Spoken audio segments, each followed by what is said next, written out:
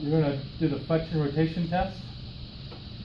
So for this, take one hand, and if I'm going to rotate him to the right, I'm kind of reaching my hand underneath his head a little bit more towards the right side, because as I rotate him, I want my hand to be still under his head. If I start out kind of holding on the left side and I rotate, then I don't have anything to hold on to. So if I'm going to right rotate, reach under his head a little bit more towards the right side. The other hand, think about like a mason jar, you know, or like a big container that you're going to screw the lid off. That's what you're going to put your hand on top of the head like that. So if I'm going to rotate to the right, I'm going to kind of pre-position my hand so that it's easy to rotate to the right. If I start out with my hand here, I can't rotate. I'm going to turn my fingers so that I'm pre-positioned.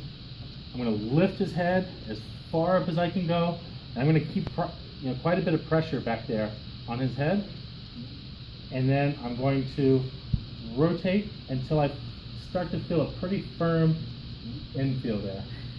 And you should feel that. Just assessing for motion. You're assessing. You're not palpating the joint.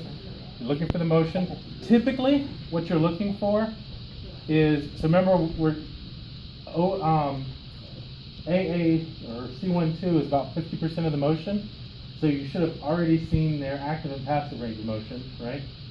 And so now you should see that this is about 50% of what their total motion should be. So if they had, full 90-degree cervical rotation, you're expecting about 45 degrees. Typically, what I look at is the axilla.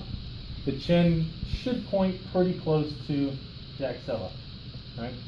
And then you just have to take into mind, we said that the range of motion decreases with age and all of those sorts of things. So take in mind the whole picture. How does this patient's other motions look? And then how far do they get with the rotation to that side? And compare side to side. It should be even side to side. And you feel, if you've done it already, there's a nice, okay, this is the end of the motion. You can push through it further, and then what happens is you're picking up some extra motion in the rest of the cervical spine. But when you first feel that nice little, okay, this is a nice firm infield, that's what you're looking for.